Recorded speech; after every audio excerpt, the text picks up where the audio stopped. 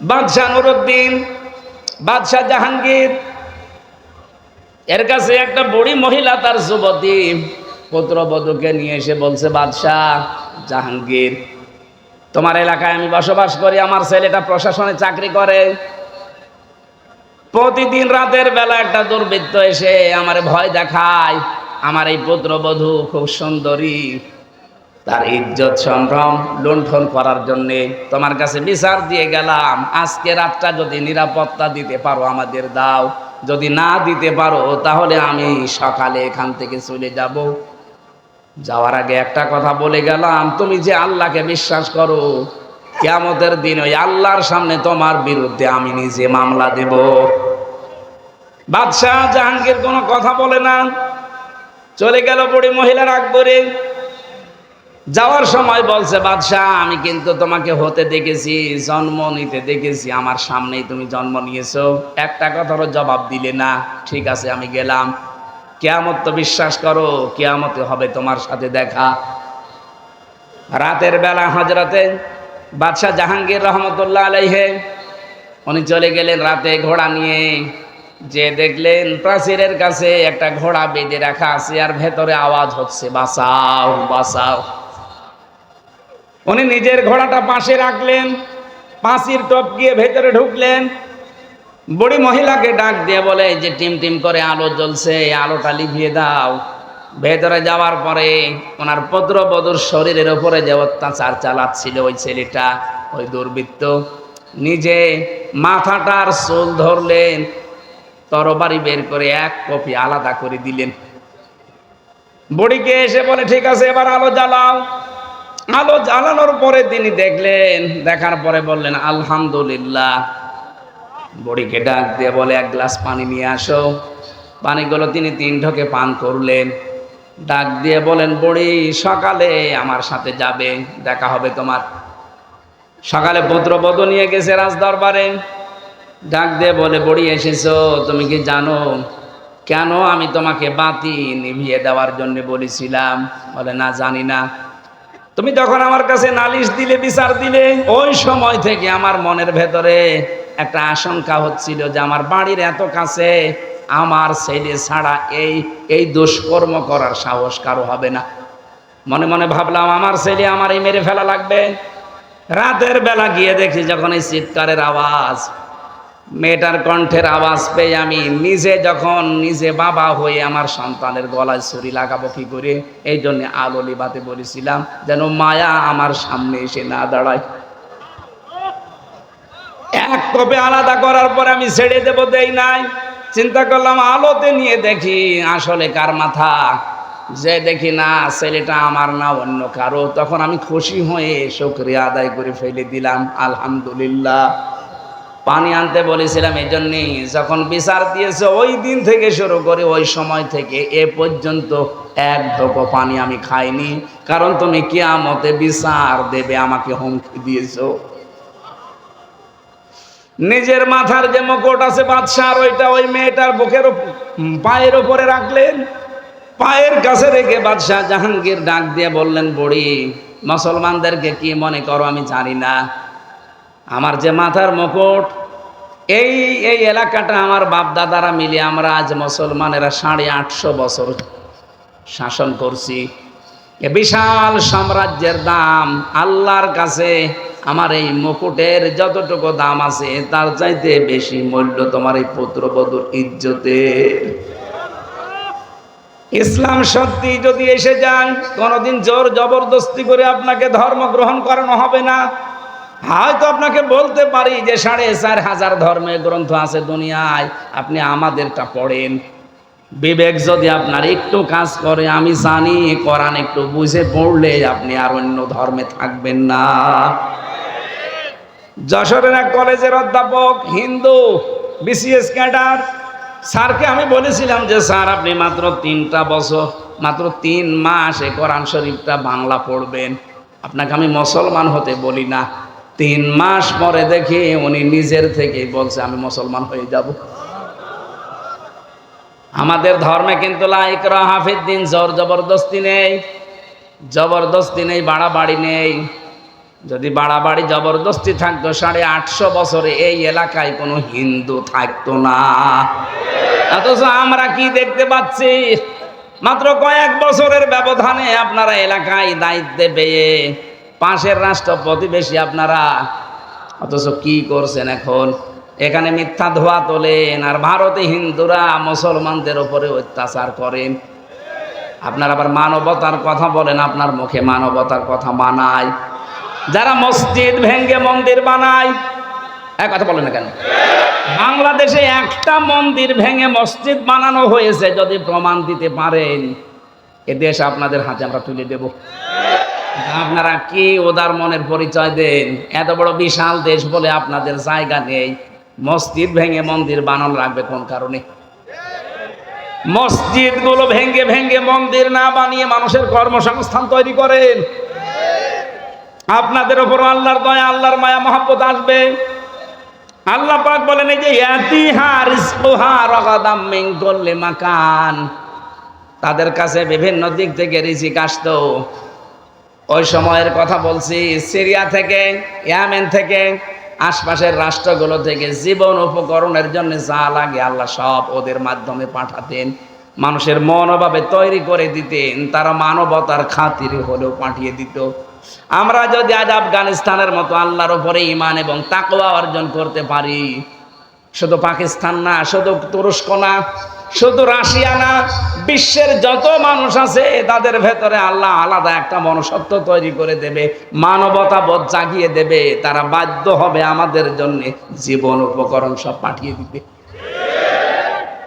ভারত ছাড়া যদি আশপাশের সবগুলো দেশ চলতে পারে, আমি ইতিহাস পড়ে দেখেছি মায়ানমার, ইতিহাস পড়ে দেখেছি নেপাল, পাকিস্তান, চীন, ভুটান, যতগুলো দেশ আশপাশে আছে, আফগানিস্তান সহ, একটাও ভারতের সাথে, এদের সাথে সম্পর্ক না রেখে যদি চলতে পারে, 18 কোটি মুসলমানও এ মুশরিকদের সাথে সম্পর্ক ছাড়া চলতে পারবে? কোনো দরকার নেই আপনাদের সাথে আমার। প্রতিবেশীর কাজ যদি প্রতিবেশীর মতো না হয়ে, এত বড় জঘন্য প্রতিবেশী পৃথিবীর কোন রাষ্ট্রের পাশে আমি পাইনি। কয়েকদিন আগে সিঙ্গাপুর, মালয়েশিয়া, থাইল্যান্ড, কতগুলো দেশ ঘুরলাম, ওই আপনাদের মতো এরকম নিকৃষ্ট মানের প্রতিবেশী তো আমরা পাইনি। জোর যার মূল্য তার এই যদি শুরু করেন, তামাম দুনিয়ায় কিন্তু মুসলমান 2 নম্বরে আছে। আপনারা হিন্দু মাত্র 130 কোটি আর মুসলমান 200 কোটি। একজন করে যদি ধরা হয়, এ পৃথিবীতে একটা হিন্দু আর থাকবেন না। প্রতিবেশী, এই জন্য আমরা আর কিছু বলছি না। ওনার প্রতিবেশী প্রতিবেশীর মতো থাকেন। গণহত্যাকারী একজন খনিকে আশ্রয় দিয়ে এরপরে আবার মানবতার কথা বলেন, আপনাদের মুখে এটা মানায় না। লজ্জা যদি থাকে তাড়াতাড়ি ফেরত দিয়ে দেন, আমরা ফাঁসি দিয়ে দেই। কারণ বিচারক যারা আছে, আপনি তাকান, অ্যাডভোকেট যারা, ব্যারিস্টার যারা, তারা বলছে উনি যা করেছে 160টার উপরে অলরেডি মামলা হয়ে গেছে, ওনারে কমপক্ষে জেনুইন ভাবে 100 বার ফাঁসি দেওয়া যাবে। 100 বার লাগবে না, একবার দিলেই তো শেষ। আপনারা নিজেরা বলতেন যে আমাদের স্বামী স্ত্রীর সম্পর্ক। কিসের স্বামী স্ত্রী? আপনি যদি সত্যি স্বামী হয়ে থাকেন তাহলে তো স্ত্রী চলে গেছে, সাথে গেছে আরেক শালী। এই দেশ থেকে আমরা যারাই দেখি বিদেশে যায়, তারা রেমিটেন্স যোদ্ধা, তারা টাকা পাঠায়, অথচ এই 2 জন আজ 3 মাস 4 দিন হয়ে গেল একটা টাকাও পাঠায় না। কেউ স্বামীর পকেট মারেন, কেউ দুলাভাইয়ের পকেট মারেন। অন্তত 2 বোন মিলে যদি মাসে মাসে 50,000 করে তো টাকা পাঠানো যায়।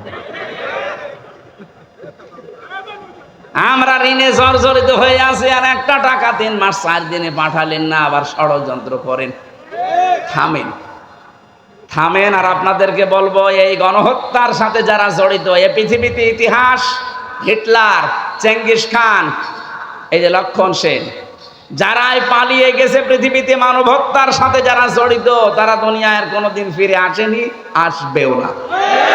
এই জন্য ওই ফাঁদে পা দিয়ে আমাদেরকে এসপি সাহেব বলছিল যে মানুষকে জানাবেন, এই ফেসবুকে উন্মাদনায় পা দিয়ে অনেকে আজ উচ্ছৃঙ্খল বিশৃঙ্খল তৈরি করছে, এরা যেন থামে।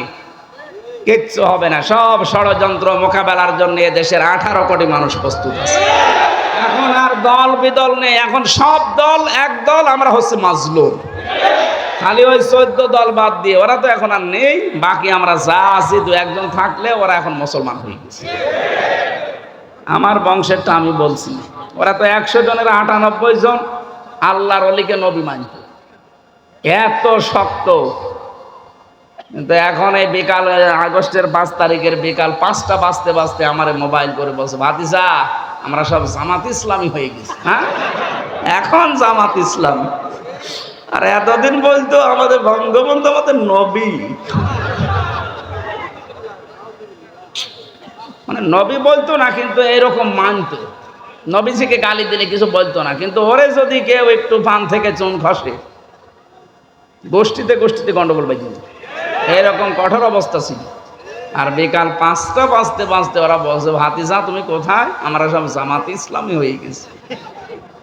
এই তো 14 দলের বাইরে যারা আমরা ছিলাম সবাই আমরা মাজলুম। এখন কিন্তু উহুদের ময়দানে চলছে এই বাংলাদেশটা। একটু যদি স্লিপ কাটা হয়, এখন এই গনিমতের মাল কোড়াতে ব্যস্ত থাকবেন, খালিদ বিন ওয়ালিদের মতো আকস্মিক ভাবে হামলা করে সব হত্যা করে ফেলবেন। এখানে সে অবস্থায় আছে, এগুলো সব বাদ দেন। মজলুমদের যা করা দরকার করণীয়, এখন পাহারা দেওয়া লাগবে দেশটা। বিশেষ করে যারা দায়িত্বে আছেন, সম্মানজনক একটা সময় নিয়ে তাড়াতাড়ি করে একটা নির্বাচন দেন। নির্বাচনের মাধ্যমে নির্বাচিত সরকারের আগে দেশটা তুলে দেন, তাহলে ষড়যন্ত্রগুলো বন্ধ হয়ে যাবে। আল্লাহ পাক বলেন, ফাকা ফারাত বিআনউমিল্লাহি ফাযাকাল্লাহু লিবাসাল জুই ওয়াল খাউফি বিমা কানু ইয়াসনাউন। এই মানুষগুলো আমার আল্লাহর নিয়ামতের কুফরি করেছিল। এখানে নিয়ামতের 2টা অর্থ পেয়েছি। 1 নম্বরে আল্লাহর নবী। আল্লাহর নবীকে আল্লাহ কি করে দুনিয়ায় পাঠিয়েছিলেন? নিয়ামত। কি করে বলেন তো? লাকাদ মান্নাল্লাহু আলাল মুমিনিনা ইয বাআসা ফীহিম রাসূলাম মিন আনফুসিহিম। অবশ্যই তোমাদের উপরে যারা মুমিন তাদের উপরে আল্লাহর দয়া এই যে তোমাদের ভেতর থেকে আল্লাহ একজন রাসূল পাঠিয়েছে। অথচ সেই রাসূলকে তারা মিথ্যাবাদী প্রমাণ করেছিল, মিথ্যাবাদী তারা অপবাদ দিয়েছিল। আল্লাহ এর পরের আয়াতে জবাব দিয়েছেন, ওয়ালাকাদ জাআহুম রাসূলুম মিনহুম ফাকাযযাবুহু ফাআখাযাহুমুল আযাবু ওয়া হুম যালিমুন।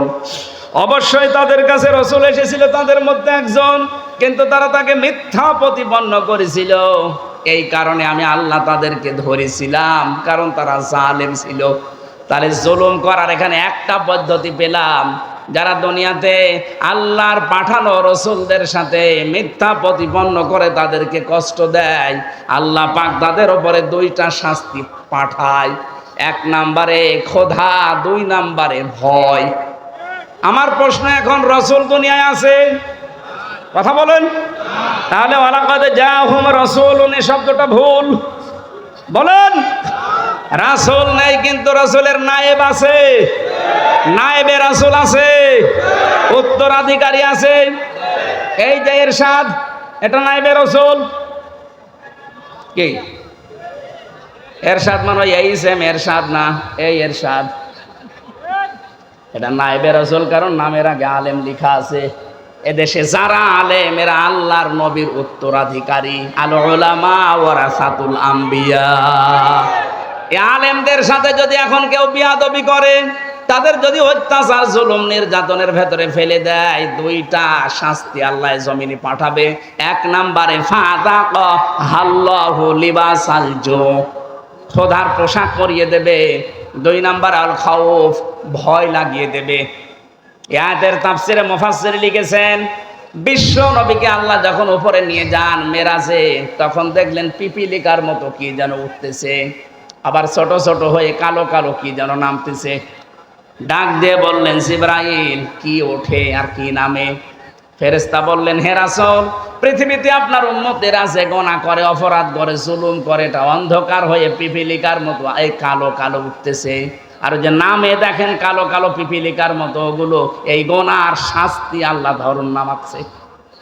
তাহলে আমাদের গোনার কারণে দুনিয়াতে শাস্তি নামে, এটার প্রমাণ আছে সূরা রোমের 41 নম্বর আয়াতে, জহারাল ফাসাদু ফিল বাররি ওয়াল বাহার। 2 নম্বরের প্রমাণ আছে সূরা শূরা 38 নম্বর আয়াত, মা সাবাকুম মিন মুসিবাতিন ফাবিমা কাসাবাত আইদিকুম। 3 নম্বরের প্রমাণ আছে সূরা আরাফ 9 নম্বর পারা 2 নম্বর পৃষ্ঠার 1ম নম্বর লাইনে 96 নম্বর আয়াতে, ওয়ালাউ আন্না আহলাল কুরা আমানু ইলা আখির আয়াত। দলিলগুলো লম্বা করে বলতে পারছি না, অনেক রাত হয়ে গেছে, 11টা বাজতেছে। এই আয়াতের যে শিক্ষা আমি খুব তাড়াতাড়ি বলছি।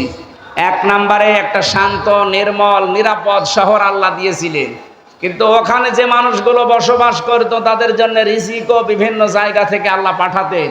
তারা যখন আল্লাহর নিয়ামতের নাশুকরিয়া করা, কুফরি করা আরম্ভ করেছিল, ওই জামানার রাসূলের সাথে আল্লাহ 2টা শাস্তি পাঠিয়েছিলেন। 1 নম্বরে ক্ষুধা, 2 নম্বরে ভয়। আমরা যদি এই জামানায় যারা নবীর উত্তরাধিকারী আলেম আছে এদের সাথে আগামীতে যদি আবার খারাপ ব্যবহার আরম্ভ করি, আল্লাহ কিন্তু ক্ষুধা এবং ভয়ের পোশাক পরিয়ে দেবে। তখন আর মুক্ত হওয়া সম্ভব না, কারণ আল্লাহ যদি একবার ধরে তাহলে আর ছাড়ে না। আল্লাহ আমাদের হেফাজত করুন, আমিন। কোন গোনা যেন আমরা না করি যে গোনার শাস্তি আল্লাহ আবার নতুন করে আমাদের পাঠায়। কারণ মানুষ যে ধরনের অপরাধ করবে ওই ধরনের অপরাধের শাস্তি আল্লাহ তার উপরে দুনিয়ায় পাঠাবে। আল্লাহ আমাদের হেফাজত করুন। আমি জেলখানায় বসে যে বইগুলো লিখেছিলাম 9টা, বাইরে থাকতে 6টা, ভেতরে থাকতে 3টা, তার ভেতরে একটা আজকে নিয়ে এসেছি। ওই গাড়ি আছে, সাদা গাড়ি, ওখানে পাবেন, স্টেজে আছে কিনা জানি না, নিয়ে যাবেন, শিক্ষিত মানুষদের কাছে লাগে। আসসালামু আলাইকুম ওয়া রাহমাতুল্লাহ। রিভাব দাও, রিভাব। আলহামদুলিল্লাহি রাব্বিল মাশরিকাইন ওয়া রাব্বিল মাগরিবাইন, আল্লাযী খালাকা কুল্লা শাইইন যাওজাইন ওয়া আওজাবা আলাইনাল ইহসানা বিল ওয়ালিদাইন ওয়া নাশহাদু আন লা ইলাহা ইল্লাল্লাহ ওয়াহদাহু লা শারীকা লাহু وأشهد أن محمدا عبده ورسوله سيد الكونين صلى الله عليه وعلى آله وصحبه وأتباعه أجمعين ليلا ونهارا في الطرفين. فقد قال الله تعالى في كلامه المجيد وبرهانه التوحيد: أعوذ بالله من الشيطان الرجيم. بسم الله الرحمن الرحيم.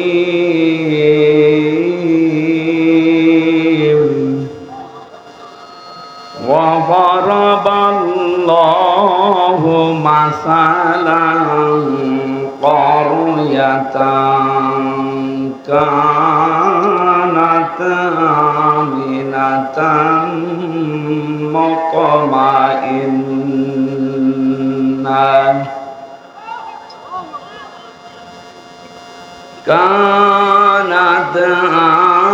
آمنة مطمئنة يأتيها رزقها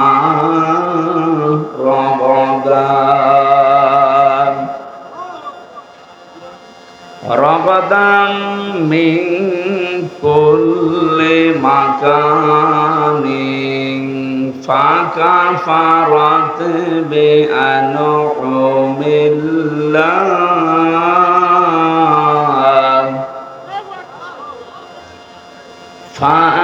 فأذاقها الله لباس الجوع والخوف بما كانوا يصنعون صدقت يا ربنا اللهم صل على سيدنا مولانا محمد وعلى آل سيدنا مولانا আলহামদুলিল্লাহ। ঢাকা জেলা মিরপুর 1 সরকারি বাংলা কলেজ সংলগ্ন ময়দানে সরকারি নিউ সিটাই বাবা সঞ্জানে মসজিদ কমিটির উদ্যোগে 22তম বাৎসরিক ঐতিহাসিক মহাবিশ্বের মহাবিশ্বয় আমাদের মালিক আমাদের মনিব মহান রব্বুল ইজ্জাত ওয়াল জালালের মুখের পবিত্র বাণী কোরআনে কারীম, এ পবিত্র অনুষ্ঠানের সম্মানিত সভাপতি শ্রদ্ধাভাজন বড় ভাই জনাব মোহাম্মদ জসিম উদ্দিন সুমন, বিশেষ অতিথি জনাব আব্দুল গফুর সরদার, জনাব আবু তাহের মিয়া, জনাব মাহবুব আলম, সম্মানিত পরিচালক জনাব আব্দুল মান্নান চৌধুরী, এতক্ষণ যারা আলোচনা রাখলেন নন্দিত মুফাসসিরে কোরআন ইসলামিক চিন্তাবিদ মুফতি শাহিদুর রহমান মাহমুদাবাদী, কোরআনে কারীম থেকে তেলাওয়াত করেছেন সাতক্ষীরার কৃতি সন্তান, ইসলামিক ফাউন্ডেশন কর্তৃক নির্বাচিত জাতীয় পর্যায়ের শ্রেষ্ঠ ইমাম মুফাসসিরে কোরআন কারি মাওলানা ওবায়দুল্লাহ এরশাদ আতালাল্লাহু উমরাহু ওয়া বারাকাল্লাহু ফি হায়াতি, বলেন আমিন। মঞ্চে বসা ওলামায়ে কেরাম, সামনে বসা মুসলমান ভাইরা, পর্দার আড়ালের সম্মানিতা মা এবং বোনেরা, প্রশাসনের ভাইরা, প্রাণপ্রিয় ঢাকাবাসী, আল্লাহর দরবারে শুকরিয়া জানাচ্ছি যিনি একটা জগদ্দল পাথর আমাদের বুকের উপর থেকে নামিয়ে দিয়েছেন।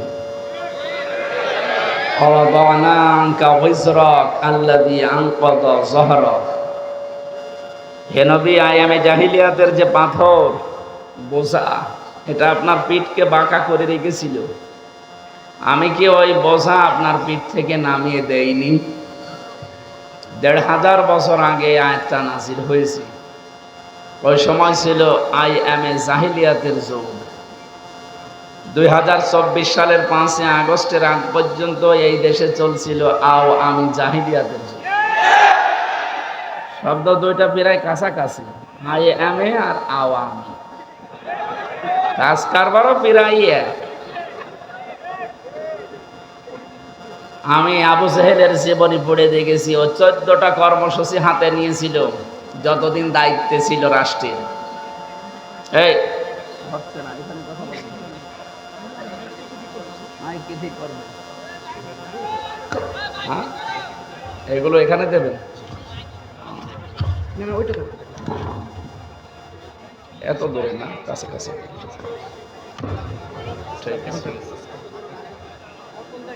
বসেন বসেন, এখানে বসেন। দাঁড়িয়ে কি সমস্যা? বসা লাগবে, একটু বসেন, সব বাদ দিয়ে বসেন, ভালো লাগবে।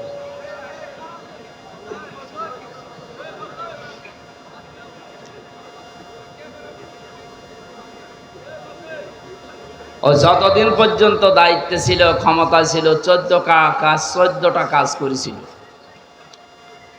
আমি এই 15.5 বছরের সাথে মিলিয়ে দেখেছি, যারা পালিয়েছে 2 বোন একসাথে, ওরা 15টা কাজ করেছিল। ওদের চাইতে এরা এক কাঠি বেশি। যে আয়ামে আর আওয়ামী প্রায় একই। ওদের পাথর নবীজির বুক থেকে আল্লাহ সরিয়েছিলেন, পিঠ থেকে জহরকা, আর আমাদের বুকের ওপর থেকে আল্লাহ এই পাথরটা সরিয়েছে, আমরা এখন কথা বলতে পারছি। খলাকাল ইনসান আল্লামাহুল বায়ান, আমি মানুষ বানিয়েছি আর কথা বলা শিখিয়েছি। কথা বলা শিখিয়েছে নাকি ওনারা? বলতো এই মোবাইল কে দিয়েছে? মোবাইলে কথা বলি, আমার বাবার টাকা দিয়ে বসে মোবাইল কে দিয়েছে? আরে আল্লামাহুল বায়ান শব্দের ব্যাখ্যায় আমি দেখেছি, এই যে মানুষ কথা বলতে পারে, এটা পৃথিবীতে কেউ দেয়নি। এ শক্তি দিয়েছে কে? তামাম দুনিয়া সব যদি এক জায়গায় হয়ে চেষ্টা করে, আপনার মুখ দিয়ে কথা বের করতে পারবে না। বিজ্ঞান এখন প্রমাণ করছে কয়েক ইঞ্চি জায়গা এখান থেকে কথা বের হতে 27টা স্তর পার হওয়া লাগে। 27টা ধাক্কা খায়, এরপর একটা কথা তৈরি হয়। আর হাদিসের ব্যাখ্যা জানিয়েছে প্রত্যেকটি স্তরে একটা করে ফেরেশতা বসে আছে। এ ওর কাছে, ও ওর কাছে, ও ওর কাছে, এভাবে দেয়, শেষ পর্যন্ত এই মুখের গর্ত দিয়ে একটা কথা বের হয়। একটা ফেরেশতা যদি বলে না আমি এ দায়িত্বে আর নেই, সারা জীবনও কথা বলতে পারবেন না। কি দয়া আল্লাহ করেছেন, চিন্তা করেছেন? উনি নিজের হাতে যে 5টা জিনিস রেখে দিয়েছেন, কাউকে দেননি। শ্রবণ শক্তি, দর্শন শক্তি, বাক শক্তি, আকেল শক্তি আর ঘ্রাণ শক্তি। এর ভেতরে বাক শক্তি আছে না? বলেন না কেন? এজন্য কথা বলার যোগ্যতা দিয়েছে কে? অথচ বাক শক্তি রুদ্ধ করে রেখেছিল যারা এই 15.5 বছর, তারা আল্লাহর ভাষায় জালিম। কারণ যেখানে যেটা দরকার উনি সেট করে দিয়েছে, সেইটা আপনি উল্টিয়ে অন্য জায়গায় নিয়ে যেতে চান। এই যে বললাম 15টা কাজ তারা করেছিল, তার ভেতরে একটা এইটা সমকামিতা। এই কথা বোঝেন? আল্লাহর পুরা সিস্টেম তারা পাল্টিয়ে ফেলেছে। পৃথিবীতে একটা সাগর আছে, ডেড সি, মৃত সাগর, সেখানে কোনো প্রাণী বাঁচে না। এই সমকামিতা করার কারণে তাদের উপর আল্লাহ গজব দিয়েছিল। আমাদের দেশটাকে এরকম ডেড সি বানানোর জন্য অনেকে গোপন ষড়যন্ত্রে এখনো মেতে আছে। ঢাকাতে মানবতার অফিস খোলার নামে এরা সমকামিতার অফিস খুলতে চায়। এদেশে একটা মুসলমান বেঁচে থাকতে আমার মনে হয় আল্লাহর বিরুদ্ধে যায় এমন কোন কাজ হতে দেওয়া হবে না ইনশাআল্লাহ।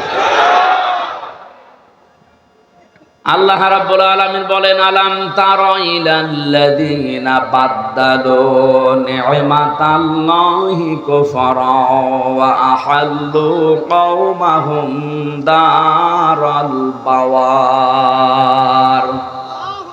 ইলা আখিরি আয়াত।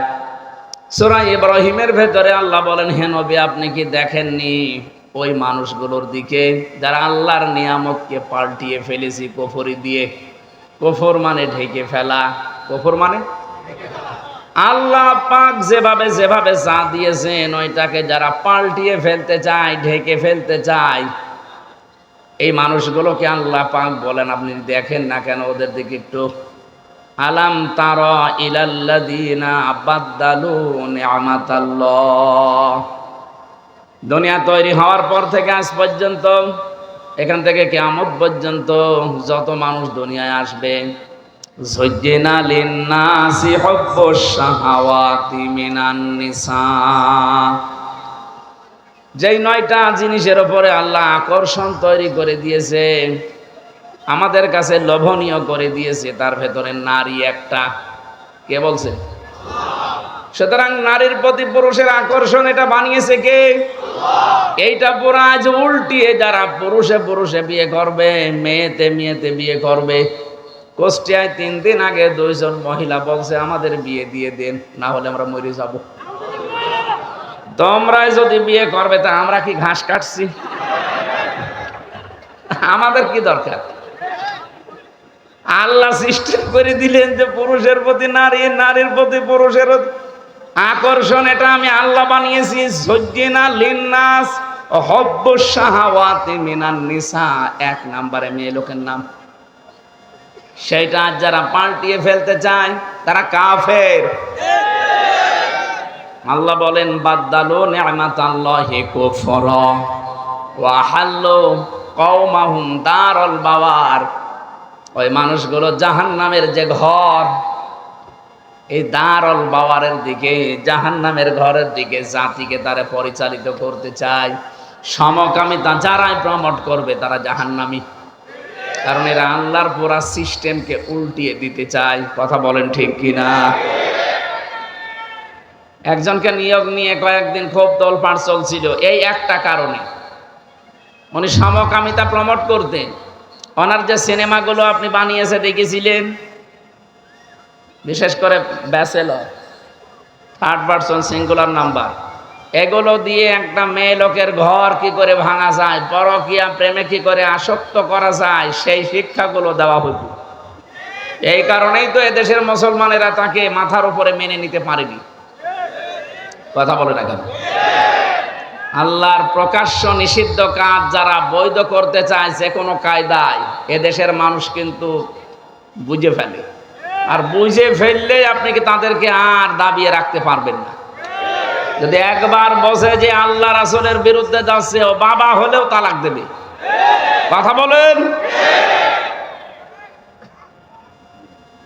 এতটুকু থাকলে ইনশাল্লাহ যথেষ্ট। এতটুকু ঈমানও যদি আমাদের থাকে, কিয়ামত পর্যন্ত এদের সংরক্ষিত থাকবে। কিন্তু এটা ধরে রাখা লাগবে, মুনাফিকে যেন না ঢোকে। অনেক মুনাফিক অলরেডি তৈরি হয়ে গেছে। কারণ জালেমদের এতদিনের জমানো টাকা হালাল করা লাগবে না? অনেকে হালাল করছে এইভাবে। না, আপনি বিপদে পড়বেন। কোরআনে কারিমের সূরা নমল ভালো করে খেয়াল করবেন। আমি কোরআনের আয়াতের তাফসিরের সাথে বাস্তবতা যখন মিলাতে চাই, দেখি খাপের খাপ মমতাজের বাপ মিলে যাচ্ছে। একটু দেখেন তো মেলে কিনা। আমাকারো মাকরাও আমাকারনা মাকরাও ওয়া হুম লা ইয়াশউরুন। সূরা নমলের 50 নম্বর আয়াত, 19 নম্বর পারার 20 নম্বর পৃষ্ঠা 6 নম্বর লাইনে আছে। এটা আধুনিক তাফসিরে পাবেন। আল্লাহ পাক বলেন মাকারু মাকরন, ওরা ষড়যন্ত্র করেছিল ষড়যন্ত্র করার মতো। মাকারু দিয়েই তো শেষ হয়ে যেত, মাকরন দিলেন কেন? আল্লাহ পাক বলেন এমন ষড়যন্ত্র ওরা করেছিল 1500 বছর আগে আয়াতটা নাযিল হয়েছে। এটা লূত নবীর ওই কাহিনীকে আল্লাহ তুলে ধরেছেন।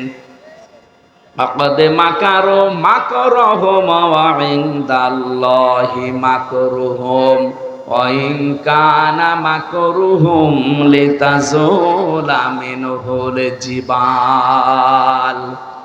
সূরা ইব্রাহিমের 46-47 নম্বর আয়াতে আল্লাহ জানিয়েছেন, হে নবী, ওরা এমন ষড়যন্ত্র করেছিল যে পাহাড় পর্যন্ত তার জায়গা ছেড়ে চলে যাবে। ওদের ষড়যন্ত্রের জাল এত গভীর ছিল। এই যে 15টার কথা বলছিলাম, একটা একটা দেখবেন মিলে যাবে। তার ভেতরে 1 নাম্বার এই সমকামিতা। লূত নবী আলাইহিস সালামের জামানায় ওরা আরম্ভ করেছিল এই ষড়যন্ত্র, এই দুর্বিসন্ধি। আল্লাহ পাক বলেন আমিও বসেছিলাম না।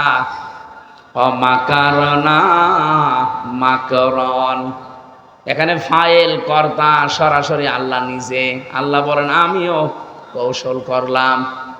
তাহলে কাফেররা যেটা করে ওইটা ষড়যন্ত্র, আল্লাহ যেটা করে ওইটা কৌশল। এক কথা বলছেন। গোয়েন্দা বিভাগের লোক আছে এখানে বহু। আমি আসার সময় চোখ দেখে বুঝেছি, কারণ আমি জানি আমি যেখানে যাই ফেরেশতা আগে যে হাজির হয়। কিরামান কাতিবিন তো 2 জন আছে সাথে, আর ওরা আসে আরো 50-60 জন। আপনি এসেছেন ভালো।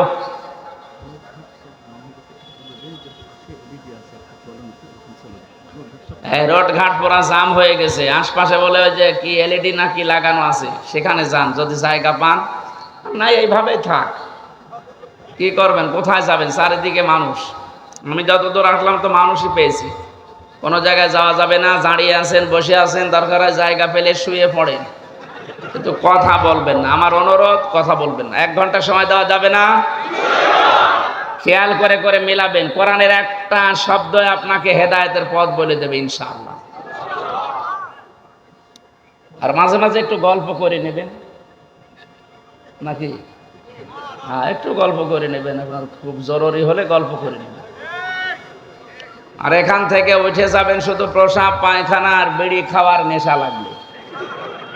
অসুবিধা নেই, বিড়ির নেশা লাগলে খেয়ে আবার চলে আসবেন। পুলিশের সামনে যেন আবার পড়েন না, ওরা টাকা নেবে। বিড়ির মাসলা ঢাকা বিভাগে একটু ঝামেলা আছে। এটা চট্টগ্রাম আর সিলেটে আবার আলাদা। ওরা অনেক ইমাম সাহেবও বিড়ি খায়। কে মাইক তো ঠিকই আছে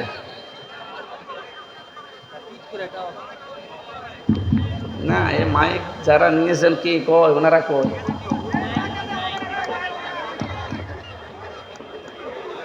এই আওয়াজটা বন্ধ করে দিন। মাইকের দিকে তাকিয়ে আমার মনে হচ্ছে যে রওশন এরশাদ, এর প্রায় সবই নষ্ট হয়ে গেছে, চলছে আর কি। মাইকের মধ্যে আছেন, একটু মাইকের লাউডটা একটু কমাই দিবেন। কই তারা কই? কি করেন কি? ঢাকা এভাবে থাকলে হবে? আপনাদের তো গ্রামে পাঠিয়ে দেবে। এ আওয়াজ হয় কেন? আপনি কি ঠিক আছেন? মাইক্রোফোন লাইনটা খুলে আনুন।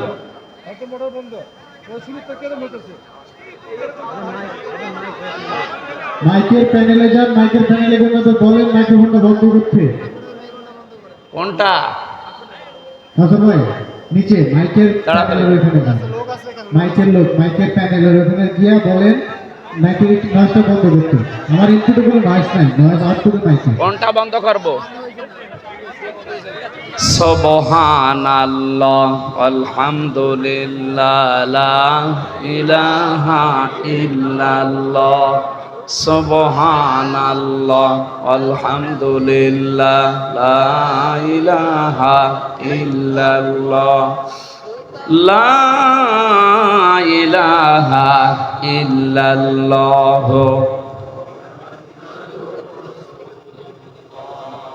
এই স্টেজের এই দুইটা মাইক চালু করে দেন আর রিভাব দেন।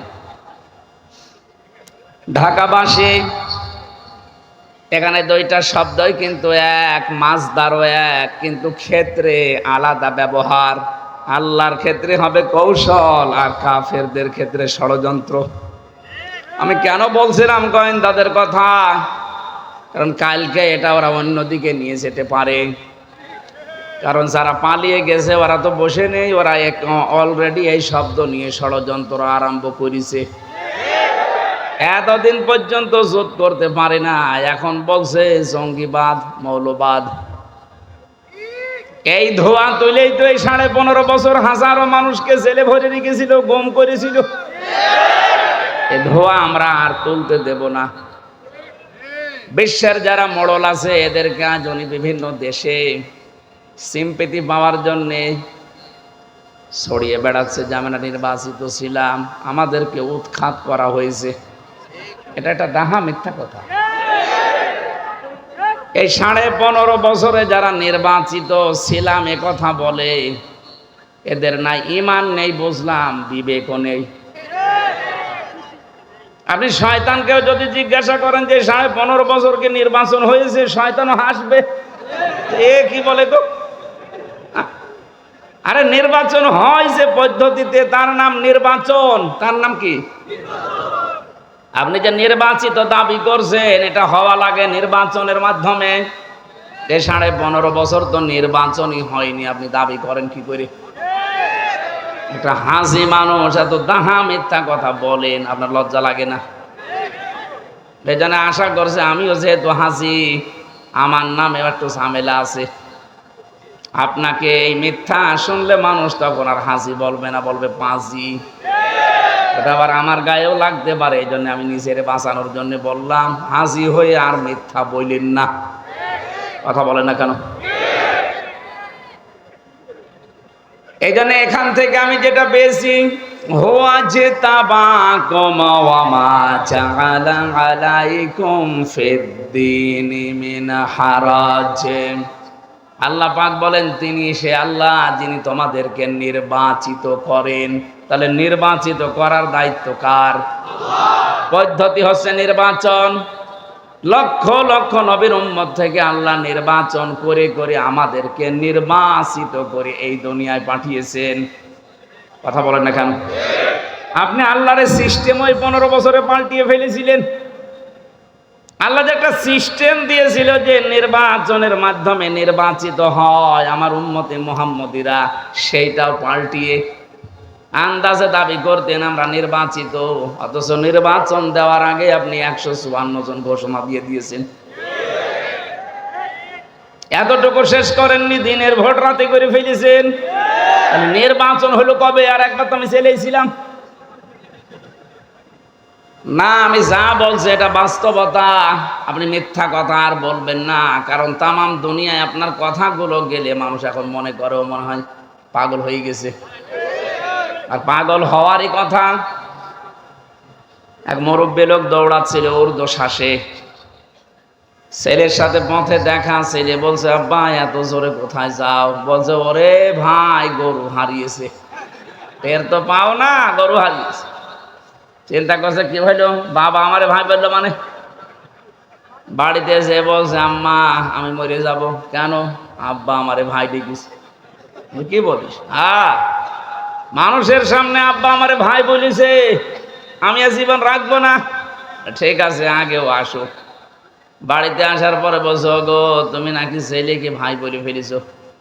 বলছো ওরে মা গরু হারালি ওরকম হয়। ৬০-৭০ টাকার একটা গরু হারিয়ে গেলে যদি ছেলেকে ভাই বউকে মা বলে ফেলে, এত বড় বিশাল সাজানো বাগান হারিয়ে গেছে, ওর মাথা ঠিক থাকে? এই জন্যই তো মিথ্যা কথা বলছে। কি বলবে না বলবে এখন আর দিশা পাচ্ছে না। এজন্য আমরা আশা করব হাসি হয়ে যেন আর মিথ্যা কথা বলবেন না। হাসির পাত্র তো হয়েই আছেন সারা দুনিয়ায়। সারা দুনিয়ার মানুষ জানে যে 15.5 বছরে নির্বাচন হয়নি। কথা বলেন না কেন? আপনি গণতন্ত্র হত্যা করেছেন, আর আপনি এখন গণতন্ত্র মানুষ কন্যা সেজেছেন। আমার যেটা বলার জন্য আমি এ পর্যন্ত এসেছি, খুব খেয়াল করে শুনবেন। এই পৃথিবীতে ইসলাম প্রতিষ্ঠার জন্য ইসলামপন্থীরা যেটা করবে এটা হচ্ছে কৌশল, আর ওইটাই যদি কাফেররা করে ওইটা হবে ষড়যন্ত্র। এইটাই প্রমাণ। অমাকারু মাকরাও অমাকারনা মাকরন, 4টা শব্দ দেখেন একরকম। 2টার ফাইল আল্লাহ নিজে, আর 2টার কাফের। কাফেরদের বেলায় এই শব্দ হবে সন্ত্রাসী, আর আল্লাহর বেলায় হবে এটা জিহাদ। আমরা মুসলিমরা যা করি বিশ্বে অন্যায় দূর করার জন্য আমাদেরটা জিহাদ, আর আপনারা যা করছেন ওইটার নাম সন্ত্রাস। আল্লাহ পাক বলেন আমি নিজে ষড়যন্ত্র আমি কৌশল করেছিলাম। অহুম লা ইয়াশউরুন, ওরা টেরও পায়নি যে কিভাবে কি হয়ে গেল। ফানজুর কাইফা কানা আকিবাতু মাকরিহিম, আল্লাহ পাক বলেন নজর করে দেখেন এই ষড়যন্ত্রকারীদের পরিণাম আমি আল্লাহ কি করেছিলাম। এবার যারা আলেম আছেন তাদেরকে বলছে আন্না দাম্মারনাহুম। আন্না এটার ফাইল আল্লাহ নিজে, দাম্মারনা এর কর্তা আল্লাহ নিজে, এরপর আবার হোম দিয়েছেন। আল্লাহ পাক বলেন আমি নিজে তাদের শিকড় কেটে দিয়েছি, ধ্বংস করে দিয়েছি। কওমাহুম আজমাইন, তাদের পুরা জাতিকে আমি শেষ করে দিয়েছি, জালেমদের। এবার একটা গোপন কথা বলছি, যেটা আমার মনে হয় 5 তারিখের সাথে মিলে যাবে। খুব খেয়াল করে দেখেন তো মেলে কিনা। এটা সূরা নমলের 52 নাম্বার আয়াতে আছে, ফাতিলকা বুয়ুতুহুম খাবিয়াতাম বিমা যালামু। এখানে তিলকার আগে ফা আছে, আর গ্রামার অনুযায়ী ফা শব্দটা 19টা অর্থে ব্যবহার হয়। কি আমি কি বানিয়ে বলছি?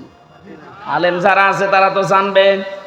আল্লাহ যেন তার এই কুদরতি আঙ্গুল এভাবে দেখিয়ে বলছে বাংলার মানুষেরা এই সেই ঘর, এই সেই 1 বচন দেননি, বাইতন না বুয়ুত বহু বচন, এরপরে হোম দিয়েছেন।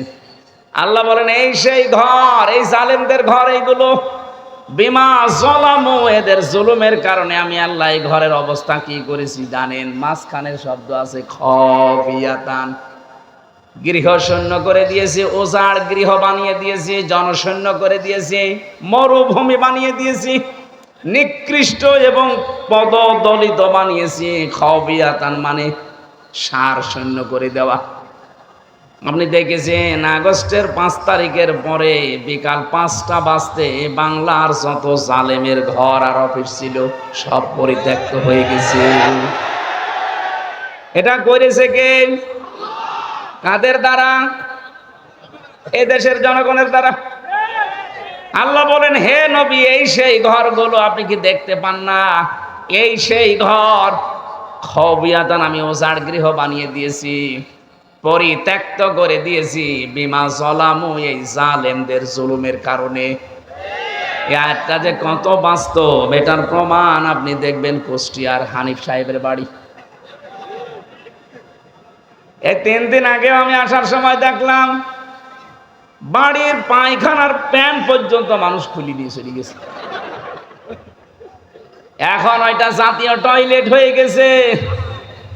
একবারে 8-10 জন করে যাচ্ছে আর বিভিন্ন দিকে মুখ দিয়ে আল্লাহ রাস্তায় কাজ করছে। মানুষের জামাত বদ্ধ হয়ে শুরু হয়েছে। আমি চিন্তা করলাম 8-10 জন একসাথে যাচ্ছে কি করে, কারণ আছে। কয়েকদিন আগের পেপারে দেখলাম ওই যে বড় ঘর যেটা ঢাকাতে, এত আবেগ নিয়ে মানুষ সেখানে যেত চুমা খেত ঘরে, অথচ ঘরটা এখন পরিত্যক্ত। 3 মাসের ব্যবধানে ওইটা এখন টয়লেট হয়ে গেছে। কে কথা বলছে না কেন? গান এখন দেখে আসেন, এক একজন এক এক দিকে মুখ দিয়ে সবাই একসাথে কাজ করছে। আমি বললাম না এর ভেতরে একটা কারণ আছে। কারণ কি? 16 সালে হজে গিয়েছিলাম, কাবা শরীফ তাওয়াফ শেষ করার পরে আমি একটু উপরে গেলাম, যে দেখি পেটে চরম ব্যথা। এক পুলিশকে ডাক দিয়ে বললাম, ইয়া সাদেক টাল, ভাই বা বন্ধু, এতক্ষণ আমার ভালোই লাগছিল, হঠাৎ আমার পেটে ব্যথা, খুব যন্ত্রণা করছে, এখানে ফার্মেসি কোথায়? আমার এখন পেটে ব্যথা করছে, এর কারণ কি? ফার্মেসিতে যাওয়া লাগবে, আপনি একটু দেখিয়ে দেন আমারে। পুলিশ আমারে বলছে, ইয়া হাজিউল হজ্জা তাই না বিলাদুকা, ও হাজি দেশ কোথায়? যে তুমি বাংলাদেশ। বাংলাদেশ থেকে এসেছি। পুলিশ আমারে ওর ভাষা দিয়ে বলছে, হাজি আপনি জানেন না এটা কোন জায়গা? না তো। আবু জেহেলের বাড়ি। আপনি এখনো পায়খানা না করে দাঁড়িয়ে আছেন, তাড়াতাড়ি করেন। পায়খানা করে দেখি সত্যি আমার পেটের ব্যথা ভালো হয়ে গেছে। আল্লাহ যেন আমাকে হাতে ধরে বসাতে চাচ্ছে, হামজা এত টাকা খরচ করে আসলে আরে শয়তানের বাড়ি পায়খানা না করে চলে যাবা, তাড়াতাড়ি করো। আমার তো মনে হচ্ছে ঠিক 2024 সালের 5 আগস্টের পর থেকে অনেকের বিভিন্ন রোগ দেখা দিচ্ছে, এ রোগ ভালো হওয়ার জন্য এখন এই কাজ করছে। এর পরের শব্দটা আমি বলার জন্য এই পর্যন্ত নাই, আমি আসতাম না। এবার আসে এর শিক্ষাটা কি? আল্লাহ পাক বলেন, ইন্না ফি যালিকা লাআয়াতাল লিকওমি ইয়ালামুন। মাঝখানে লাম আছে, এটা লামে তাকিদ। আল্লাহ পাক নিজে গ্যারান্টি দিচ্ছেন এর ভেতরে শিক্ষা আছে। কি আছে? কাদের জন্যে? লিকওমি ইয়ালামুন, যারা জ্ঞানী, এই জাতির জন্য শিক্ষা এখানে আছে। এখন আমার প্রশ্ন, শিক্ষাটা কি? মুফাসসিরিন ইকরাম জবাব দিয়েছেন, শিক্ষা এই, আল্লাহ পাক যখন কোন এলাকাকে খাওয়াবিয়াতান বানিয়ে দেন তাদের জুলুমের কারণে, পরবর্তীতে যারা ওই জায়গায় বসবে তারা যেন চিন্তা ভাবনা করে জীবন চালায় যে আমরাও যদি জালেম হয়ে যায় আমাদেরও বাড়ি ঘর কিন্তু এরকম পরিত্যক্ত হয়ে যাবে। এই জন্য আগামীতে যারা চেয়ারে বসবেন তারা চিন্তা ভাবনা করে চালাবেন। এ জালেমদের 15 বছরের এত বড় শিকড় যদি আল্লাহ কেটে দিতে পারে, ফাকতি আদাবিরুল কওমিল্লাযিনা যালামু আলহামদুলিল্লাহি রাব্বিল আলামিন। বলেন আল্লাহু আকবার। আল্লাহ বলেন জালেমদের শিকড় কেটে দেওয়া হয়ে গেছে। কে বলছেন?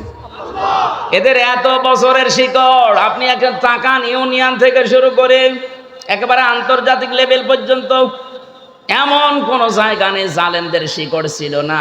এইগুলো যদি আল্লাহ কেটে দিতে পারে, আগামীতে যারা বসবে তাদের শিকড় কাটতে আল্লাহর দেরি হবে। আল্লাহ পাক শুধু বলবেন কোন, ইন্নামা আমরুহু ইযা আরাদা শাইআন আইয়াকুলা লাহু কুন ফায়াকুন। আমি যখন কোনো কাজের ইরাদা করি, ইচ্ছা করি, কিছুই করা লাগে না, শুধু কোন বলি, ফায়াকুন হতে 1 সেকেন্ডও দেরি লাগে না। 1:30 থেকে 5:30, 3.5-4 ঘন্টার ভেতরে যদি সারা বাংলাদেশের 630টা থানা জালেমদের যত বাড়ি ছিল আমার জানা মতে একটাও নেই। কিছু না কিছু হলেও কাজ, দরজা জালানার কাজ ভাঙা হয়েছে, এখন পরিত্যক্ত হয়ে পড়ে আছে। চুয়াডাঙ্গায় যিনি ছিলেন সেলুন, চুল কেটে বেড়াতো। সেলুন মানে কি? চুল কাটে না? এই লোকের বাড়ি ঘরের অবস্থা দেখেছেন? অথচ কি দাপট ছিল এ 15 বছরে, কত কিছুর মালিক হয়ে গিয়েছিল নামে বেনামে।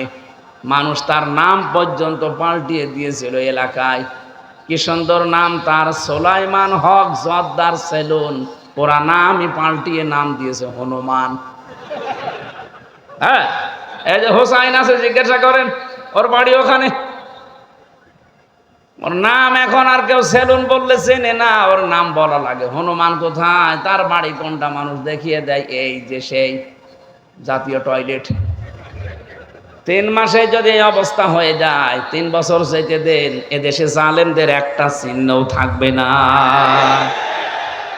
আমাদের শিক্ষা এখান থেকে, আমরা যেন জালেম হয়ে না যাই। কারণ জালেমদের বিরুদ্ধে সরাসরি মামলা দেবে আল্লাহ নিজে।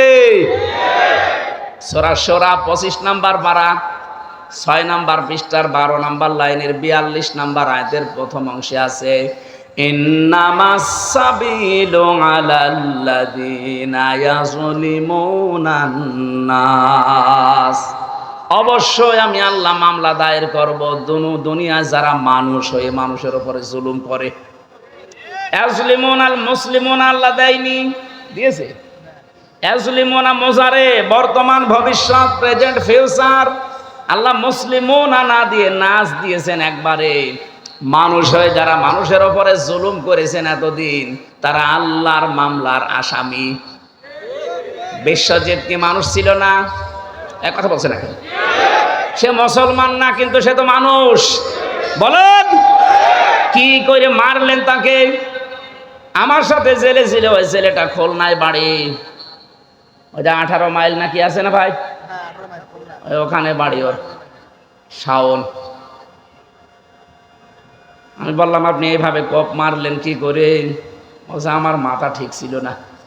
মাথা ঠিক ছিল না, কি হয়েছিল বলে? উপর থেকে আমাদেরকে যা জানিয়েছি আমরা তাই করেছি। ছেলেটা বারবার বলছিল, ভাই কিসের জামাত, কিসের শিবির, আমি মুসলমানই না, আমি আপনাদের মতো হাফ হাতা না, আমি ফুল হাতা। হ্যাঁ, ও ফুল হাতা না। আমি এটা ওর কাছ থেকে ওই দিন শুনেছিলাম। আমাদের যিনি জেলার ছিল দেবদুল্লাহ আলো, সেই দিনই আসতো, তখনই মানুষ চিল্লিয়ে উঠতো যে ফুল হাতা আসতেছে। তার মানে ও তো মুসলমানই দেয়নি, এই জন্য ফুল হাতা আর আমরা হাফ হাতা। ও বলেছে যে ভাই আমি মুসলমান না, আমি শিবির না। কিসের শিবির, কিসের জামাত, আমি হিন্দু মানুষ। তারপর আমরা ছাড়ি নাই। কি করলেন আপনি এই কাজটা করে? এখন তো ফাঁসির আসামি থেকে যাবজ্জীবন 30 বছর জেল খাটা লাগবে। জীবনটা শেষ হয়ে গেল জেলখানায়। যে আমি এতটুকু অনুধাবন করেছি, অন্যায় করার পরে যদি সাজা হয়ে যায়, তার পাশে আর কেউ থাকে না। তখন অনুশোচনা আফসোস করা ছাড়া সারাটা জীবনে আর কিচ্ছু নেই। এখন যিনি জল্লাদের দায়িত্বে আছে, আগে তো শাহজাহান জল্লাদ ছিল, এখন যিনি দায়িত্বে আছে ওর বাড়ি চট্টগ্রামে। এই লোকটা আমার সাথে মাঝে মাঝে দেখা করতো, বলতাম ভাই, উনি যেহেতু চেকার ছিলেন, চেক করতেন মোবাইল আছে কিনা। ডাক দিয়ে একদিন বললাম, ভাই কি কয় বছর? বলে আমার মামলা সে এমন কঠিন না, বউ এক থাপ্পড় দিয়েছিলাম, ও ছাতা মরে গেছে। আমি 17 বছর না কত বছর যেন বলে সৌদি আরবে ছিল, এরপরে বিয়ে করেছে। বিয়ের পরের বছরে ওর বর সাথে গন্ডগোল, কি ওর স্ত্রী আর ওর মার সাথে মিল নেই। আজ হাজারো পরিবারগুলো শুধু স্ত্রী আর শাশুড়ি, এদের মিল না থাকার কারণে ভেঙে যাচ্ছে। মাঝখান থেকে ছেলেরা রোগী হয়ে যাচ্ছি আমরা। কি কথা বলে না কেন? এই পুত্রবধূর মন যদি আমার মনে হয় ব্রড মাইন্ডের হতো, ন্যারো মাইন্ডের না হয়ে, কোনো সন্তান বাংলাদেশে আলাদা হতো না। বৃদ্ধাশ্রম বানানো হচ্ছে এখন জেলায় জেলায়। কালকেই যেখানে ছিলাম ঝিনাইদহ শৈলকুপায় একটা বৃদ্ধাশ্রম উদ্বোধন করে আসলাম। সেদিন গিয়েছিলাম নীলফামারী কিশোরগঞ্জ থানা, বলে চলেন বৃদ্ধাশ্রম দেখে আসি। যে দেখি এই কোলে 20 জন, এই কোলে 20 জন মা আর বাবা বসে আছে।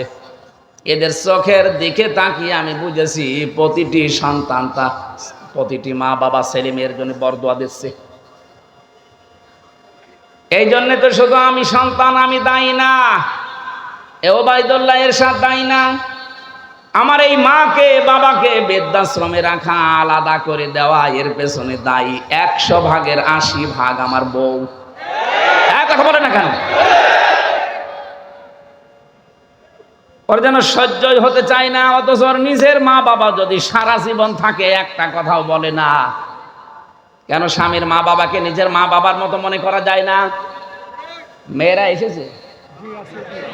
সম্মানিতা মা বোনের একটা গোপন আমল বলছি, জীবনে যদি স্বামীর মন পেতে চান, সত্যিকারের ভালোবাসা পেতে চান, স্বামীর মা বাবাকে নিজের মা বাবা মনে করেন।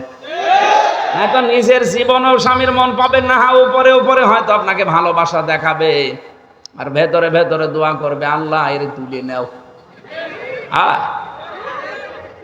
কারণ এর কারণে আমার 25-30 বছর আমার পেছনে যারা শ্রম দিল, ওই মা বাবা পর্যন্ত এখন আমার কাছে নেই। নাকি ঢাকা শহরে এগুলো হয় না?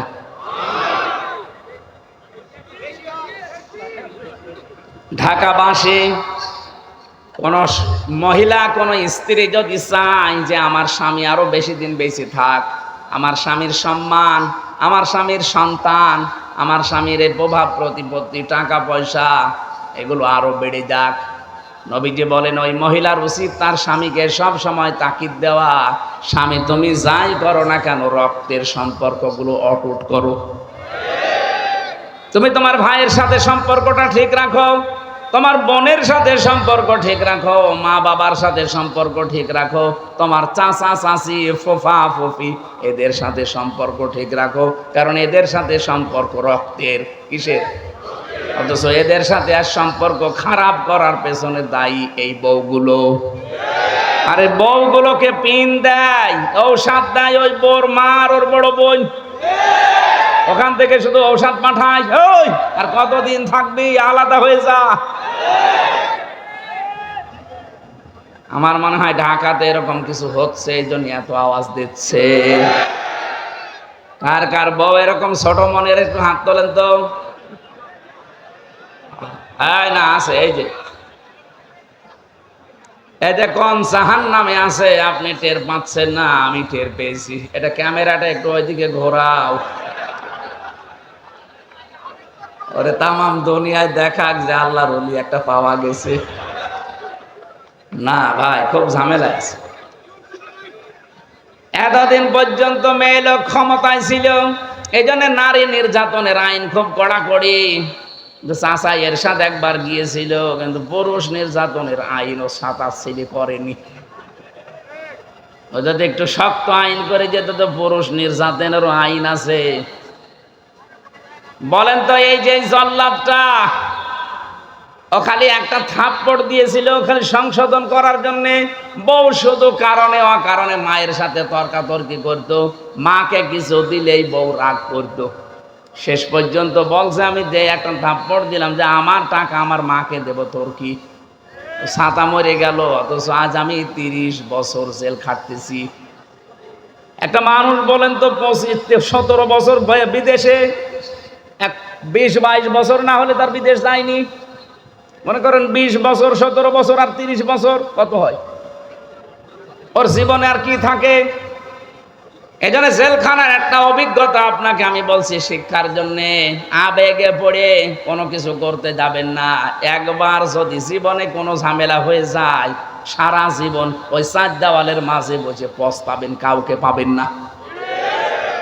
আমি তো কিছু না করে গেছি তাই কাউকে পাইনি, আর আপনি অপরাধ করে যাবেন, আপনার বউ তখন অন্য জায়গায় চলে যাবে, আপনার ছেলে মেয়ে আপনার শত্রু হয়ে যাবে।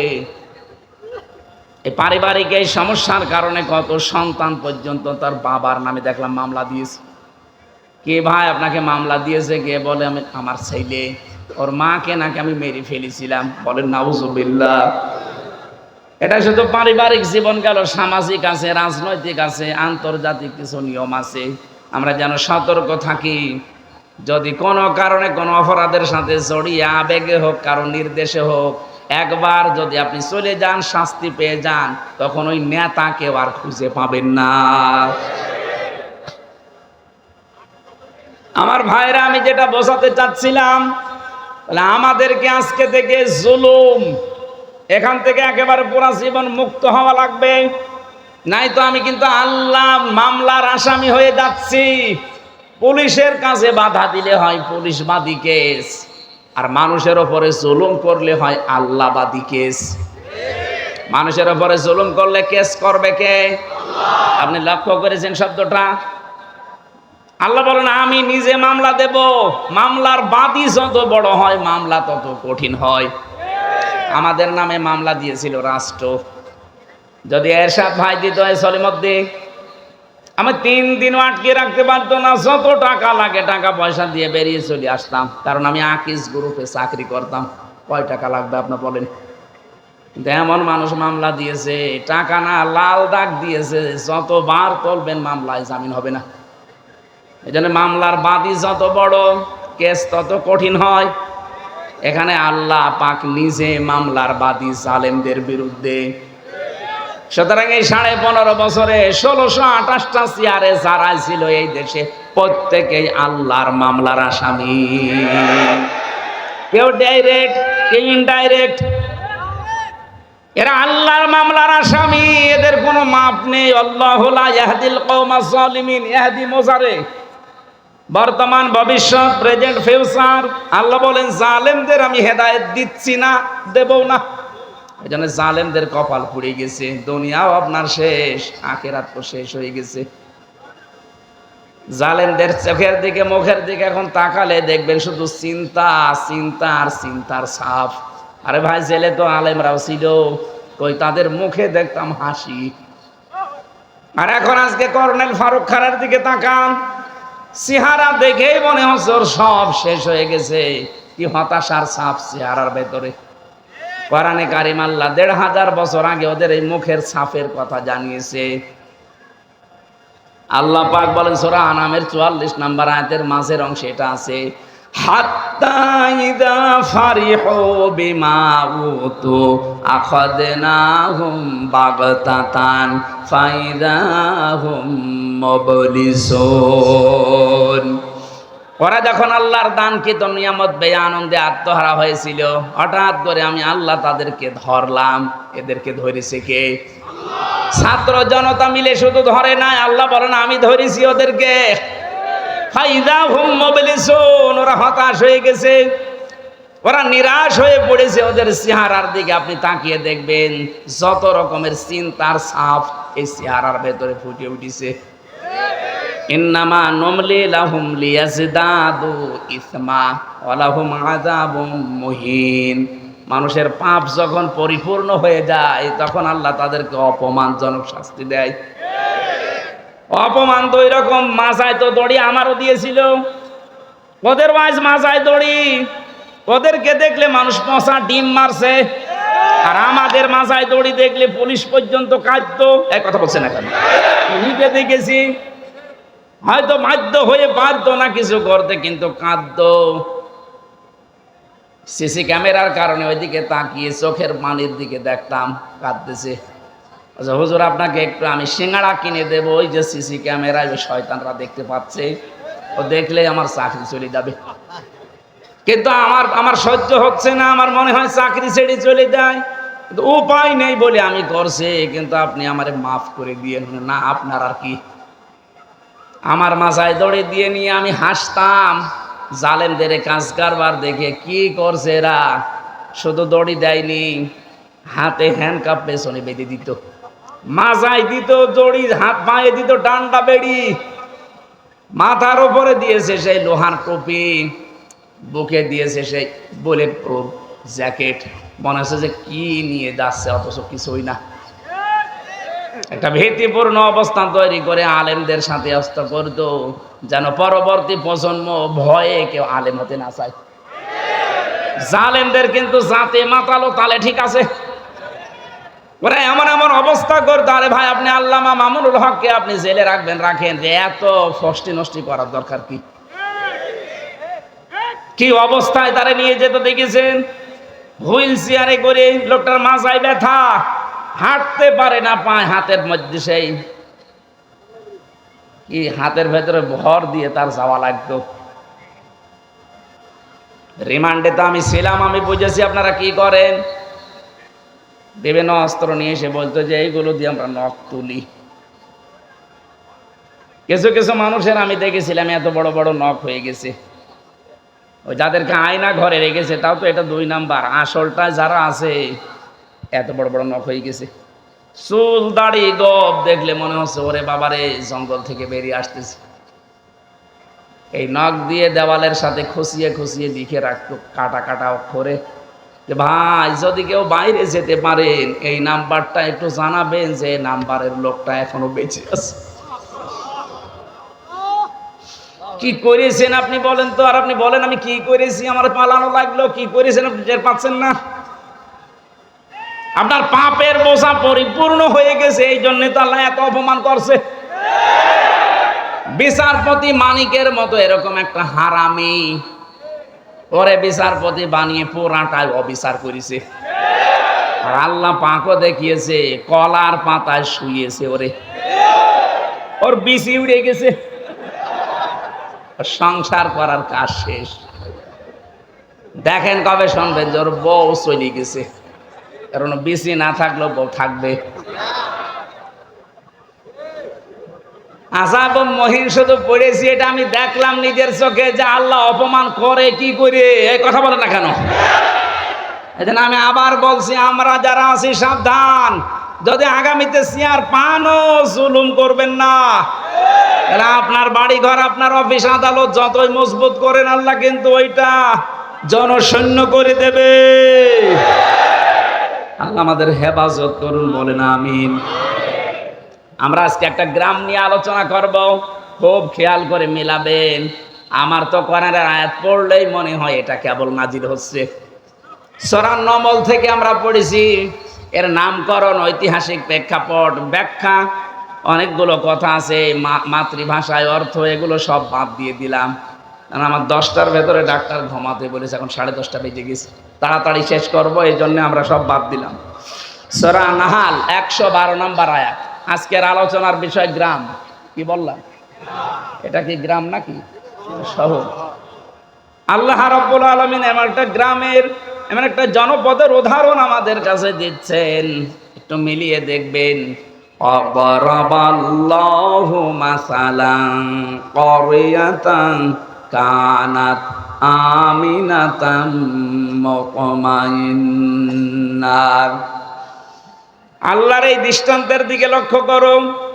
আল্লাহ রাব্বুল আলামিন নিজে একটা দৃষ্টান্ত দিচ্ছে, উদাহরণ তোমাদের সামনে পেশ করছে, উপমা দিচ্ছে আল্লাহ তোমাদের সামনে একটা গ্রামের। কিসের? যে গ্রাম ছিল শান্ত, নিরাপত্তা দিয়ে বেষ্টিত এবং নিশ্চিন্তে বাস করা যেত। 2টা শব্দ পেলাম আমরা, কানাতা আমিনাতাম মুতমাইন্নাতান। এটা যদি ক্লাস হতো তাহলে এখানে আরবি গ্রামারের অনেক নিয়ম আছে। ক্বরিয়াতান, কানাত, আমিনাতাম, মুতমাইন্নাতান, এই শেষে তাগুলো কেন এসেছে? এগুলো ক্লাস হলে বোঝানো ভালো হয়। যেহেতু তাফসির মাহফিল, আল্লাহ পাক 2টা সুন্দর সুন্দর উদাহরণ এখানে সেট করলেন। 1 নম্বরে এমন গ্রাম যেটা নিরাপদ এবং নিশ্চিন্তে বাস করা যেত। তাফসিরে মুফাসসিরিন ইকরাম, আমি যত তাফসির দেখেছি সবাই এক বাক্যে জানিয়েছে এইটা বলতে আল্লাহ বুঝিয়েছেন মক্কা শরীফকে। কাকে? মক্কা শরীফকে আল্লাহ পাক একেবারে নিরাপত্তার শহর জানিয়েছেন। আত-তিনি ওয়াজ-যাইতুনি ওয়া তুরি সিনিনা ওয়া হাযাল বালাদিল আমিন। এটা একটা নিরাপদ শহর। এবার আসেন তো বাংলাদেশের সাথে এই শব্দটা মিলাই। আমরাও কিন্তু ঠিক নিরাপদে ছিলাম, হঠাৎ করে সেই 47 থেকে আরম্ভ হয়েছে। কি 47 থেকে আরম্ভ? এর আগে তো শান্ত শিষ্ট নিরাপত্তা বেষ্টন করে আমরা ছিলাম। কারণ 800-850 বছর আমাদের এই এলাকাটা, এ পুরা ভারতবর্ষ মুসলমানদের হাতে ছিল। মুসলমানদের যখন হাতে ছিল তখন শিরক এত বেশি ছিল না। কারণ মুসলমান ক্ষমতা নেওয়ার পরে যে কাজগুলো করবে তার 1 নম্বরে তারা শিরক বন্ধ করবে। সূরা আলে ইমরানের এবার 93 নম্বর আয়াতের তাফসীর করা আছে। আমার তাফসীর আজকে হচ্ছে কোরআন বিল কোরআন। ভালো করে খেয়াল করুন ভাই। ইন্না আউয়ালা বাইতি উবদিআ লিন-নাসি লাল্লাযী বিবাক্কাতা মুবারাকান ওয়া হুদাল লিল আলামিন।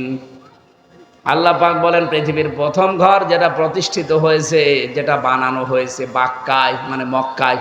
মক্কার প্রাচীন নাম হচ্ছে বাক্কা।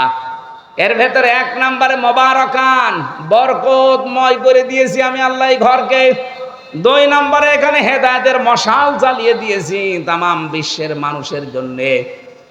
2টা বিষয় আল্লাহ জানালেন এই ঘর সম্পর্কে, যেটা বরকতময়, এটা হেদায়েতের মশাল। অমান দাখালাহু কানা আমিনা, কেউ যদি এই ঘরে প্রবেশ করে আল্লাহ তাকে নিরাপত্তা দিয়ে দেয়। কে বলছেন? কি পেলেন আয়াত শোনার পরে আপনি? খালি শুনেই যাবেন, আমি বলে যাব না। এখান থেকে কিছু নিয়ে আমাদের জীবনে এবার লাগানো লাগবে। কথা বলেন না কেন? আল্লাহ যে বললেন অমান দাখালাহু কানা আমিনা, এই ঘরের এরিয়ার ভেতরে যারা আসবে তাদেরকে নিরাপত্তা দেবে কে? আপনি দেখেছেন কেমন নিরাপদ ঘর? অথচ ওর এরিয়ার বাইরে গেলে দেখবেন ছিনতাই হয়, মারামারি হয়, গালাগালি হয়, দেখলে মেরে ফেলবে। কিন্তু এলাকার ভেতরে আপনি যতক্ষণ থাকবেন, ওই সে আবাহমান কাল থেকেই কেউ যদি বাবার হত্যাকারী কেউ দেখে যে কাবার চত্বরে কিচ্ছু বলতো না, এমন নিরাপদ আল্লাহ দিয়েছিলেন। এখন আমার প্রশ্ন, এই বাংলাদেশ কি কাবা শরীফ? কথা বুঝে উত্তর দেবেন। বাংলাদেশ কি কাবা শরীফ? এটা কাবা থেকে 6000 কিলোমিটার দূরে। তাহলে আমাদের এই 56,000 বর্গ মাইলকে নিরাপত্তা দিয়ে বেষ্টন করা লাগবে না? কি শত্রু দেখতে পাচ্ছে না চারিদিকে? পাশের রাষ্ট্র আমাদের প্রতিবেশী, ওদের সাথে যাদের যাদের বর্ডার আছে তারা প্রত্যেকটা বর্ডারে মার খায়। পাকিস্তান বর্ডারে মার খায়, চীনের বর্ডারে মার খায়, মায়ানমারের বর্ডারে মার খায়, নেপালের বর্ডারে মার খায়। আর যত মার আমাদের দেয়, ওরা মায়ের খেয়ে শেষ করে না। দেখবেন পাকিস্তানে আর চীনের কাছে মার খেলে ওরা বলিউডে সিনেমা তৈরি করে। ওইটা দিয়ে ওরা সিনেমা বানায়। সিনেমার নায়ক দেখেছেন? আল্লু অর্জুন, রামচরণ, প্রভাস, এদেরকে দিয়ে সিনেমা বানায় আর ওটা আবার হিট করায়। আর এইটা দিয়ে আমাদেরকে টাকা পয়সা যা উপায় হয় ওইটা দিয়ে আমাদের মারে। ওরা মায়ের খায় পাকিস্তানের বর্ডারে, চীনের বর্ডারে, মায়ানমারের বর্ডারে। আর মারে কাদের বলেন? নিরাপত্তা দেওয়ার জন্য এবার কি লাগবে বলেন? আল্লাহ বলেন এই তো কাবা শরীফ না তোমার এই বাংলাদেশ, 6500 কিলোমিটার দূর। তাহলে এইটাকে যদি নিরাপত্তা দিয়ে ঢেকে রাখতে চাও কি করা লাগবে? এবার আসেন, আমি বলছি সূরা আনআম 7 নাম্বার পারা 17 নাম্বার পৃষ্ঠা, প্রথম নাম্বার লাইনের 82 নাম্বার আয়াতের প্রথম অংশে আছে। আধুনিক যে তাফসীর আছে সব মিলাবেন, এটা পাবেন। আল্লাযীনা আমানু ওয়া লাম ইয়ালবিসু ঈমানাহুম বিযুলমিন উলাইকা লাহুমুল আমনু ওয়া হুম মুহতাদুন। আল্লাহ পাক বলেন যারা ঈমান আনবে আর ঈমানের সাথে যারা জুলুম মিশ্রণ করবে না। এখানে জুলুম মানে শিরিক। জুলুম মানে কি? যারা তাদের ঈমানের সাথে শিরিক মিশ্রণ করবে না, আমি আল্লাহ গ্যারান্টি দিলাম উলাইকা, যেন এইভাবে হাত দিয়ে দেখাচ্ছে বাংলাদেশের দিকে যে উলাইকা, এই মানুষগুলো লাহুমুল আমনু, এরা আল্লাহর কাছ থেকে নিরাপত্তা পাওয়ার হকদার। তাহলে বাংলাদেশ যদি নিরাপত্তার চাদরে কাবা শরীফের মতো ঢেকে রাখতে চান, এ দেশ থেকে জুলুম শিরিক বন্ধ হওয়া লাগবে। এদেশে শিরিক নেই বলেন? প্রকাশ্য শিরিক চলছে একটা, যে ক্ষমতার উৎস জনগণ, এটা শিরিক। এটা কারা আছেন এই বিশ্বাসে আমি জানি না। হ্যাঁ আছেন আপনারা, আমি জানি অনেকেই আছেন এই বিশ্বাস। এখনই পাল্টানো লাগবে, এটা শিরিক। কারণ আল্লাহ যেটা পারে ওইটা অন্য কেউ পারে, এই বিশ্বাস করার নাম শিরিক। আর শিরিক যারা করে তারা মুশরিক। কথা বলে না কেন? আইন দিতে পারে কে? অন্য কেউ পারে। ক্ষমতা দেখাতে পারে কে? অন্য কেউ পারে? সুতরাং আল্লাহ যেটা পারে ওইটা অন্য কেউ পারে। বিশ্বাস যারা করেন, ক্ষমতার উৎস আল্লাহ বারবার বলছে আন্নাল কওবাতা লিল্লাহি জামিয়া কুলিল্লাহুম্মা মালিকাল মুলকি তুতিল মুলকা লিল্লাহি মুলকুস সামাওয়াতি ওয়া মা ফিল আরদ। এরকম 950-এর উপরে আয়াত আছে। ডাইরেক্ট ইনডাইরেক্ট ক্ষমতার উৎস কে? সেইটাকে আজ উল্টিয়ে ফেলেছেন আপনি। আপনি বলছেন না, ক্ষমতার উৎস জনগণ। এই বিশ্বাস করেন কারা? আমি জানি না। যারা করেন এখনই মত পাল্টান। আপনার বিশ্বাস যদি এখনই না পাল্টি ওইভাবে মারা যান, আপনি শিরিক করছেন। আর শিরিক করলে আপনি মুশরিক। শিরিক যতদিন এই দেশে চালু থাকবে, আপনি বহির্বিশ্ব থেকে যত রকমের ষড়যন্ত্র আন্তর্জাতিক চলছে, জীবনও আপনি মুক্ত হতে পারবেন না। আমরা একটা গেড়াকলের ভেতরে পড়ে আছি। একদিকে আমেরিকা আর একদিকে রাশিয়া। কোন দিকে যাবেন? যেদিকে যাবেন ওই দিকেই মার খাবেন। রাশিয়ার দিকে ঝুঁকে আসলে আমেরিকা মারবে, আমেরিকার দিকে গেলে রাশিয়া মারবে। আল্লাহ এমন একটা জায়গায় আমাদেরকে রেখেছে যে আমরা দাবার বুটি হয়ে গেছি। এখান থেকে একটাই উত্তরণের পথ আছে। এদেশের 18 কোটি মানুষ ঐক্যবদ্ধ হওয়া লাগবে যে আমরা শিরিক করব না। এখন শিরিক কাকে বলেন? তাফসীরের ভাষা থেকে বলছি, শিরিক বিল জাত, শিরিক বিল সিফাত, শিরিক বিল ইখতিয়ার, আর শিরিক বিল হুকুক। এটা এক একটা আবার 4 প্রকার। 4 4 16 প্রকার। ওই 16 প্রকার শ্রেণী বিন্যাস করলে হয় 24 প্রকার। 24 প্রকার শ্রেণী বিন্যাস করলে হয় 72 প্রকার। 72 প্রকার ভাগ ভাগ করলে তাফসীরে আছে 120 প্রকার। শিন র কাফ এই শব্দের ভেতরে এতগুলো কথা লুকিয়ে আছে। এক একটা পয়েন্ট আকারে বললে 120 দিন লাগবে। এত কথা শুধু একটা শব্দের ভেতরে আল্লাহ লুকিয়ে রেখেছেন। তাফসীর করতে গেলে সময় লাগে। এই কারণে আল্লাহ রাব্বুল আলামিন আমাদেরকে নিরাপত্তা দেবেন 56,000 বর্গ মাইল। যত রকমের দুশমনী, যত রকমের ষড়যন্ত্র কৌশল হচ্ছে, যত রকমের কোট কৌশল চলছে, সব কিছু থেকে আল্লাহ আমাদের বাঁচাবেন। গ্যারান্টি দিয়েছেন উলাইকা লাহুমুল আমন। এই মানুষগুলো নিরাপত্তার হকদার। কিন্তু শিরিক জুলুম বন্ধ করা লাগবে। জুলুম যাই হোক বন্ধ হয়েছে, কিন্তু শিরিক এখনো বন্ধ হয়নি। কথা বলেন। তাহলে আমাদের দেশকে যদি এখন আমরা নিরাপত্তায় ঢেকে দিতে চাই, কি লাগবে? সর্বপ্রথম শিরিক মুক্ত হওয়া লাগবে। এখন একটা একটা করে পয়েন্ট আকারে বললে এত সময় থাকবেন আপনারা, নাকি আমি আয়াতটা আগে শেষ করে নিই? এত প্রকার বলা ঠিক সম্ভব না। এখন আমি যতটুকু পারি আয়াতটা শেষ করে তারপরে যদি সময় আমার কোলায়, আমার কণ্ঠ আবার বসে যায়। কারণ এই 3টা বছরে জালেমরা যা খাওয়িয়েছে, শরীরটা শেষ করে দিয়েছে। কিছুক্ষণ কথা বললে আমার গলায় ব্যথা করে। ভেতরে তো কোনো চিকিৎসা নেই। যে ডাক্তার আসতো সব রোগের এক ওষুধ। কেউ যদি বলে আমার পেটে ব্যথা, ও যা দেয়। কেউ যদি বলে আমার নুনু ব্যথা, তো একই দেয়। হ্যাঁ, আপনি জিজ্ঞেস করেন যারা ছিল, যা বলবেন একই ওষুধ দেয়। আরে ভাই, পেটে আর নুনু কি এক? তারপরে ওই একই দেবে। খেলে খান, ওরা ভালো হয়ে যাবে। কারণ বাইরে তো যেতে পারবেন না। এই অবস্থায় 3টা বছর। তারপরে আমার তো ডাক্তারের কাছে নিয়েই যেত না। 14 দিন বলার পরে একদিন নিয়ে যেত, তাও 4-5 জন কারারক্ষী। মনে হচ্ছে যে কি হয়েছে, বাইরেও যাও ভেতরেও যাও।